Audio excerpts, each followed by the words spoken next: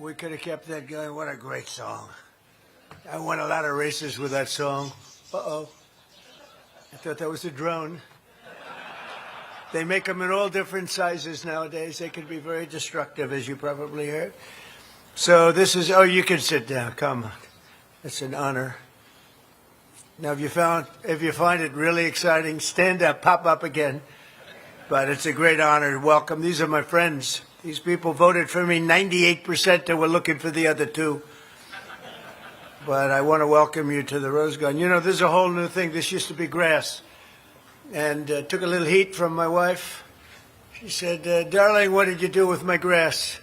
I said, people got tired of standing in mud. You know, the White House, you don't realize this, it's built on a wetland. So when it didn't have to rain. The grass was always soaking wet. If you had a news conference, the reporters who are back there, I think, the reporters, they walk out with their shoes. The female reporters in particular, they weren't thrilled. But I said, we're going to get a gorgeous stone, which we did, and we're going to put this up here. I don't know if you got to see it. It's just completed with the granite, the black granite. Yeah, Mr. Secretary, right? You saw it. You gave it your approval. Do we have a good news secretary? Would you please stand up, Mark Wayne? We have a great secretary. He's a great wrestler, by the way. You know, he's a championship wrestler. You don't want to fight him. But you don't know. Some of these guys might be able to take you, but probably not. I would be very disappointed in you if that happened. But we're honored to be joined by Vice President J.D. Vance. Where's J.D.? J.D. doing a terrific job. Thank you, J.D. Interior Secretary Doug Burgum. Doug. And we'll be opening up the reflective pond. It's called the reflective pond. It goes from the Lincoln to the Washington Monument, and it goes all the way. It's 2,500 feet. Think of this. And President Obama, a man who was a great divider, he spent $54 million trying to fix it, and it made it worse. They've been trying to get it fixed for the last 40 years. So I got involved with Doug. They were going to spend, think of this, 350 to 400 million. You have to understand, it's longer than the tallest building in the world laying sideways. It's 2 Empire State Buildings, and it's almost 200 feet wide. It's a lot. It's a big area. It was going to take 4 years, and it was going to cost 350 to 400 million. I said, I think we can do it for less. So I called people that do swimming pools, and I said, go take a look at it. They were going to take stone out. They were going to put new stone in. It would have taken forever. It would have taken 3 or 4 years. That's before overruns and over cost. So they were for, think of this, 350 million without cost overruns and 4 years versus $3 million. And it'll be finished this week. Like, think of that. And somebody said, and by the way, a very sophisticated job. They ground the stone. They ground everything. They sealed it. They did a lot. They had to have a good base. And because I read in the New York Times, we just gave it a little paint job. This is not paint. This is highly sophisticated stuff.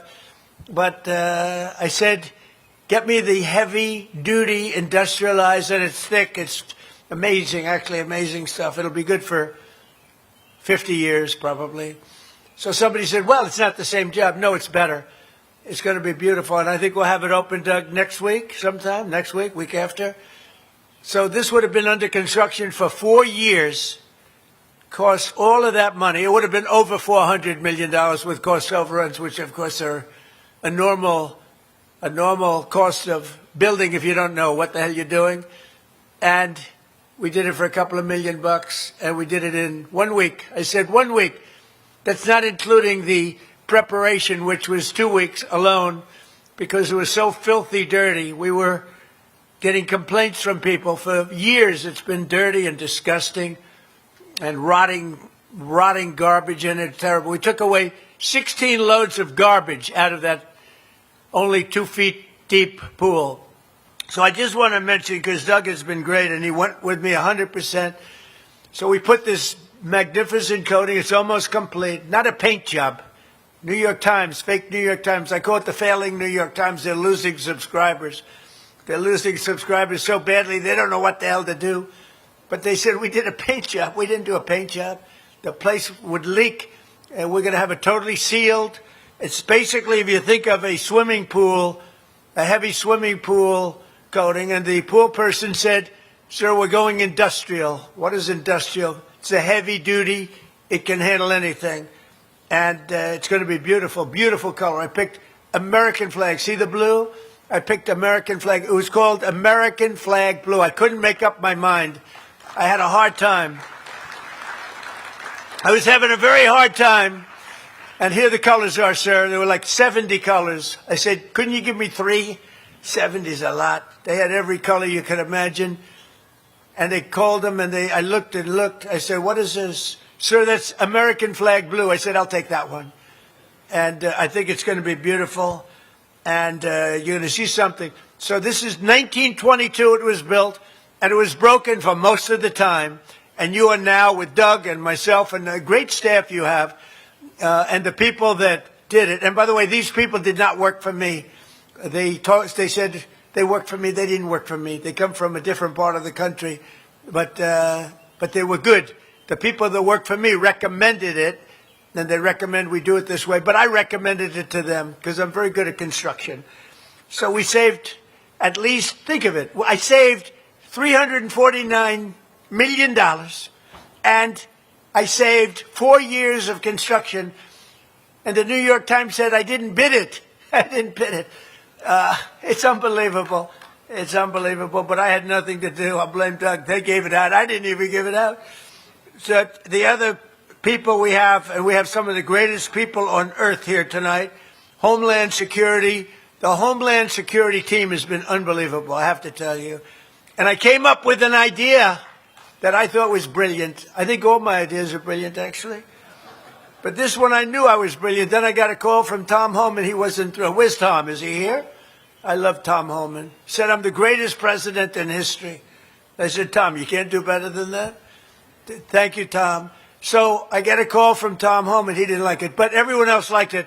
I wanted to change the name of ICE, which is a tough name, you know, to NICE, so that when the fake news reports, they said it was a nice day with NICE. We spent a beautiful day with NICE. I said, you will screw them up so badly they won't know what to do. But they said the people that worked there didn't like the name as much. I love the name. Hello, Janine. How are you doing? I love Janine. One of the greats of all time, in my opinion. I lived in New York when she was the toughest DA, toughest fair DA. We had some tough ones, but they were crooked DAs, like sort of, I would say, like a dirty cop, like Comey was a dirty cop, you know, and others were dirty cops. She was a clean cop, but she was tough and fair. So we have Secretary of Homeland Security, Mark Wayne. So stand up again, Mark Wayne. You love standing up. We have a man who's doing a great job, I'll tell you. I knew it because he kept me out of jail for years. Acting Attorney General Todd Blanche. He kept me out of jail. They would indict me left and right. The crooked Democrats. You know, it's amazing. They impeach me, they indict me, and then when I get in office, if I say something like, well, maybe that should be looked into. Weaponization. I go through court cases. I win them, but because they were fake indictments. But when I even mention, like I said the other day, that some of that stuff should be looked into, they said, weaponization. He's a terrible human being. Weaponization. Right, Cash? They blame me for weaponization. They are a crooked bunch, and we want to keep it the way it is. What we have now, we have great law enforcement now. We have law enforcement that loves our country, not law enforcement that's sick and dangerous. White House Deputy Chief of Staff, Stephen Miller, who's fantastic. Stephen, thank you, Stephen. He's great. He's an MVP candidate. That's all I can say. FBI Director Kash Patel. Does he get enough publicity? If you could get a little more publicity, it would be very... Thank you, Cash. DEA Administrator Terry Cole. Oh, what a job Terry's doing. What a job Terry's doing. So Terry, you know, with all of them, Cash and Janine and everybody. We took Washington, D.C., which was a very, very dangerous place, horrible. It was dangerous to it for 4 years under the Biden administration, Sleepy Joe. And we took it from a really dangerous, horrible situation into one of the safest cities anywhere in our country in a period of really a few months, and now it's just continued. And we have crime down by 90% in Washington, D.C., and I want to thank the National Guard.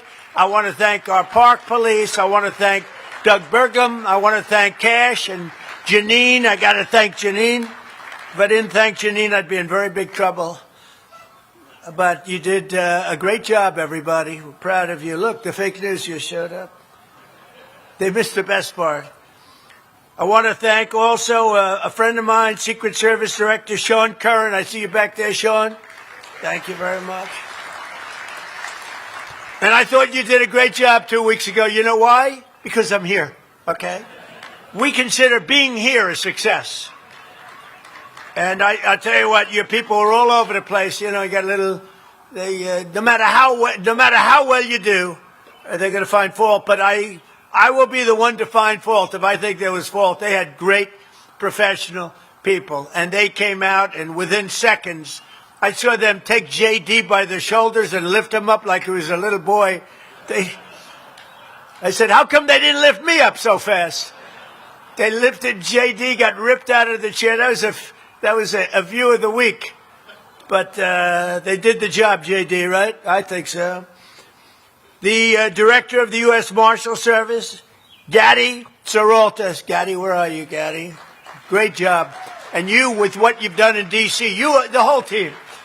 But I'm so proud of D.C. because, you know, they all said that it really couldn't be saved. You got to remember, we took over 5,000 people out of here. They were career criminals. They came in through the border, through Joe Biden's open border, one of the dumbest things I've ever seen, open border. We had 6,000, thousands, I won't even go into numbers because who knows what they represent, but we had thousands of criminals. We had numerous murderers, people that were in for murder, people that were taken out of jails. They murdered more than one person, and we got them out of here. We got them out, and overall, I think we took over 5,000 people, career criminals, out of D.C. And one stat that's really good, that 2% of the people create 92% of the crime. And I love that stat because we can solve that problem. We get rid of 2% and you get rid of your crime. And that's essentially what we did. We took a large number of people, but not incredibly large. We got them out, and now we have a safe place. And, you know, people that work in the White House, whenever I'm out, people come up to me and they say, thank you, sir. And I almost know what they mean. They say, thank you, sir. And I said, I think I know. Go ahead. Thank me for what? You made Washington, D.C. safe. We live here. We couldn't leave our apartment. We couldn't go out to dinner. The restaurants were closing. I mean, it was horrible. Restaurants, half of the restaurants closed. You couldn't run a restaurant. Even your car services, Uber, they being robbed when they were in the car. It was horrible. It was a horrible situation. And they come up to me and they say, thank you. It's a safe city again. We walk to work. We walk to the White House. They wouldn't even think about walking to the White House before. Now I see them all over walking to the White House. It's safe. And it's a beautiful thing. And restaurants are opening. Restaurants are opening. The place is like hot. It's very hot. Like our country. You know, our country was a dead country. We were a dead country and a laughingstock all over the world. 1.5 years ago, we were dead as a doornail. We had no future. Our country was laughed at, disrespected. Our president was disrespected. He couldn't walk without falling down the damn stairs. I said, you know, some people thought it was funny. I didn't like it. I didn't like watching it. Should have never been there. And I'm very careful when I walk, by the way, because if I ever fall, the fake news they're going to have, that headline will go on for years. You know, sometimes like I walk out of the plane late. Now, I'm not looking to set any records. You go nice and easy. But we had a guy who's just, what a horrible president. We had a few of them, but he was a beauty. And we have safe now. We have a country that's respected all over the world. So think of it. We were a dead country a year and a half ago, and now we're the hottest country anywhere in the world. There's nobody close, and our military is great. We are kicking ass. Another great guy, ATF Director Robert Cicada. Robert, thank you very much. Thank you. Thank you, Robert. Good job. And Chief of the U.S. Park Police, Scott Brecht. Where's Scott? Scott? Thank you, Scott. All the way back there, Scott. That's very nice. And I'm pleased to report that the U.S. Park Police Officer, Ryan McDermott, who recently took a bullet in the line of duty, will soon be returning to work, getting better. He's going to be all 100% in a short period of time, so we want to pay our respects to Robert. We're grateful also to be joined by the President of the National Fraternal Order of Police, Patrick Yost. I'll tell you how I know Patrick. You know what I'm going to say, Patrick. I got a call early on. I said I'm going to run. I ran the first time I won. I ran the second time. I won by even more. Unfortunately, they rigged the election. And then I said, because we did so good, I said, well, if I didn't think we did, I wouldn't have run. I ran the third time. I got a call from a guy named Yost. I said, who the hell is that? He's the head of the Fraternal Order of Police. He said, sir, I'd like to endorse you on behalf of the Fraternal Order. I said, how many people are you? Remember, he said, 412,000. I said, I'll accept that. I'll accept. That's pretty good. Thank you very much. Patrick, I don't forget that. I figured, what the hell is this guy? Where is he working? Who is he? I have no idea who he is. He said, 412,000 police. I said, I like you very much. I never forgot the call. President of the National Sheriff's Association, Chris West, and a great guy. Thank you, Chris. Thank you very much.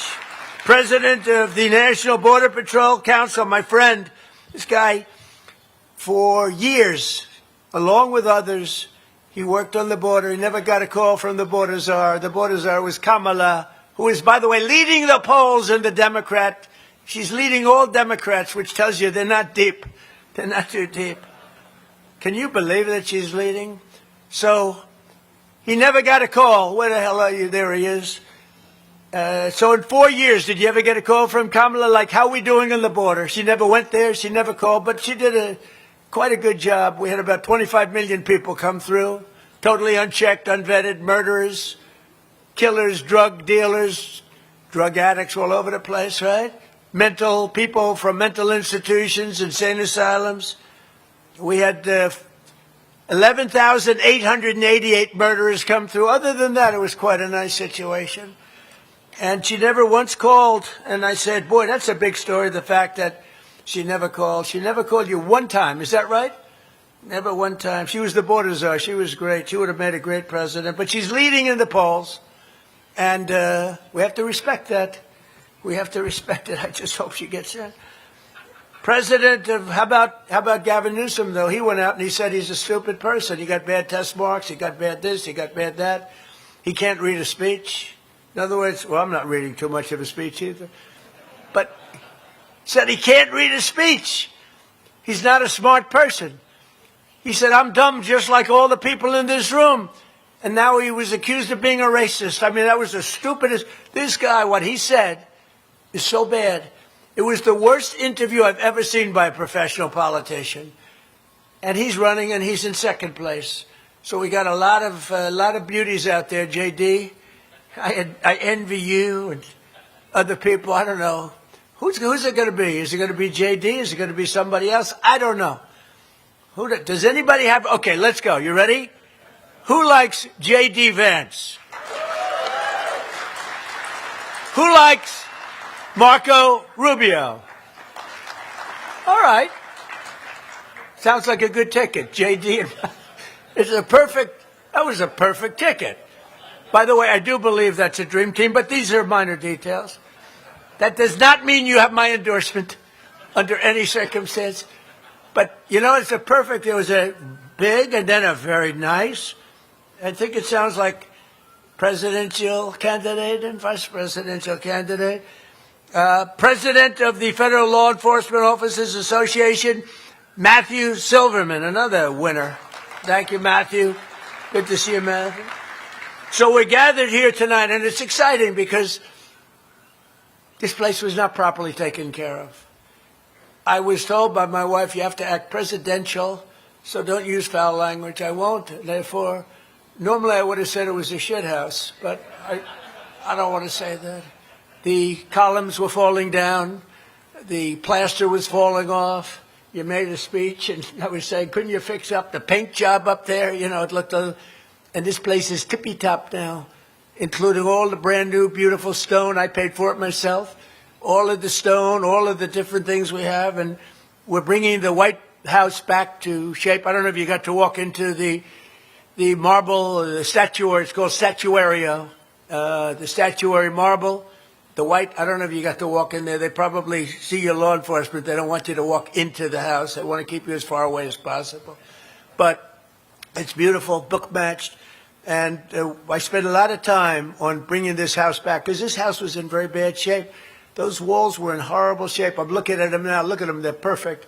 The plaster was falling off. It was terrible. It's a White House. It's got to look incredible. It's got to be in pristine. And the big thing is we're building a ballroom in the back, which will be, I think, the most beautiful ballroom anywhere in the world. You'll never see anything like it. And it'll also be very safe. It's going to be a very safe ballroom. It's got glass this thick. It's amazing. The glass is this thick, like 6 inches thick, and you look through it, and you can see as perfectly as though it weren't there. Now, how they do that, I don't know, but it's at the highest level of safety, and you won't have a situation like you had 2 weeks ago on Saturday night. We're gathered here to begin Police Week. Very important, my friends. I won about 98% of the police in this country, and we're trying to figure out who are the other 2%, because nobody can figure that one out. Figure that. And we pay tribute to the heroes who keep America safe, and they are heroes indeed. This week especially, our thoughts turn to the officers who gave their lives in the line of duty, to all of the incredible police officers, sheriffs, deputies, law enforcement officers, all law enforcement. We want to thank you. I thank you from the bottom of my heart. I respect nobody more than I respect you. Without you, we have Bedlam. Without you, we have Somalia. Okay, a fine place where we have a congresswoman who brilliantly came over to the country by marrying her brother. That was the first law she broke. That was the least of them. And she comes from a country where they have nothing but crime, bedlam, filth, a horrible place. They say it may be the worst place. Comes to our country, and then she tells us how to run the United States of America. It's an amazing thing. Ilhan Omar. It's an amazing thing how they can get away with it, and the people don't want that to happen. And hopefully you'll figure it out. But a very terrible thing. I can't stand it. She says, the Constitution gives me certain rights. Go back to your own country, talk about a Constitution. They don't have a Constitution. They never will. That's why upon taking office, I signed an executive order directing the Attorney General, who is doing a great job, by the way, McGee. You're doing a great job, Todd. He's been good. That anyone convicted of killing a police officer should face the death penalty. 100%. That's an easy one. From day one, my administration has made public safety and the support of our law enforcement our absolute highest priority. Last year, the murder rate saw its single largest decline in recorded history, to the lowest level in over 125 years. Before my father was born, I had a great father before my father was born. 125 years ago, 1900, the year 1900, Janine. Pretty good, right? Probably because they don't want to mess around with you. You haven't been there quite that long. I deployed our National Guard and federal law enforcement to restore law and order to our most dangerous cities, including, as I said, right here in Washington, D.C., and as we prepare for America's 250th anniversary celebration, we're planning a large public safety surge here in Washington. We're going to have it nice and safe. And we're going to also, if requested, help other cities like Los Angeles, New York. They're fools if they don't ask for help. Absolute fools. Since I took office, our administration has made nearly 200,000 criminal arrests nationwide, a record. And we're getting them off the streets and putting them in jail, or in many cases, sending them back to their lovely countries where they came from. And sometimes their country will say, we don't want them, we're not taking them. I'll say, that's okay. Slap about a 25% tariff on their country, and they call back, we would love to have them back immediately. In addition, the Department of Homeland Security has removed nearly 615,000 illegal alien criminals from our country for the past 12 months in a row. Think of that. 0 illegal aliens have been admitted to the United States through our southern border. And that's think of that. Think of that.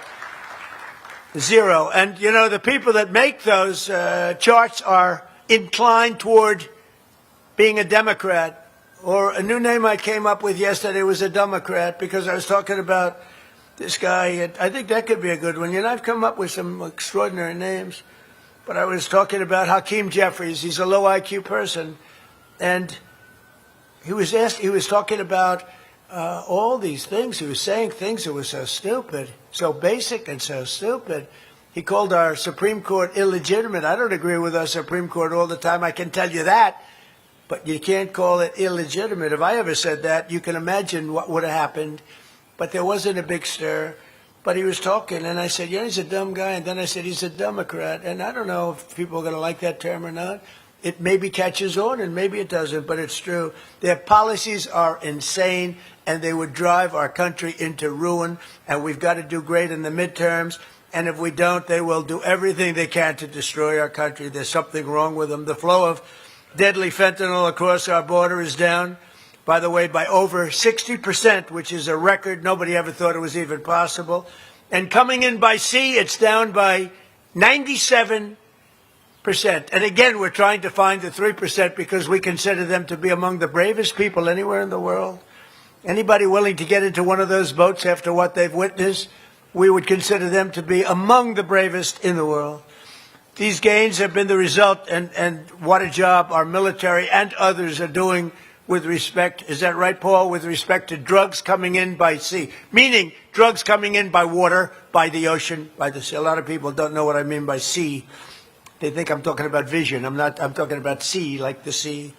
These gains have been the result of our administration bringing together law enforcement at every level through our new Homeland Security Task Force, including ICE, or as I call it, NICE, CBP, Homeland Security, the U.S. Marshals, the ATF, the FBI, and state and local police. They're all incredible patriots. They're incredible people.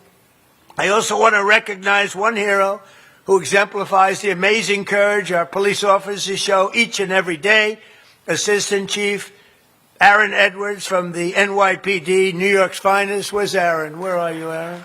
Great. Hello, Aaron. Good-looking guy. I love the NYPD. They're great people. They've got to be respected by our elected officials. They have to be respected. Last March, he was on duty when there were clashing protesters outside of Gracie Mansion, and 2 radical Islamic terrorists threw explosive devices into the crowd, violently into the crowd. He reacted instantly, jumping over a metal barricade and sprinting to apprehend one of the men. As fate would have it, this 23-year-old veteran of the New York PD was inspired to join the force when he saw police running into Twin Towers on September 11th. It had a profound impact, 2001. And now he's helped arrest terrorists from all over the world, some really bad ones. So I just want to say, Assistant Chief Edwards, I want to thank you very much. I've heard about your record. Your record is very legendary. Congratulations. Thank you very much. That's great. So this Police Week, we pray for the families of our fallen officers, those great, great families. And we thank the heroes who wear the badge and risk their lives every day on behalf of our nation. You are restoring the foundation of law and order for our country and to our country. You're amazing people. You don't really understand one thing. You don't know how much respect. People respect you. They love you. You don't hear that, but they all feel it. I know it, and they tell me about it all the time, as much as anybody else and more.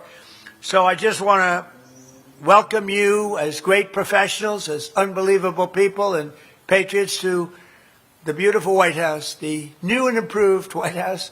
and it's an honor to be with you. And I said, I'm very busy tonight. I don't have time for dinner.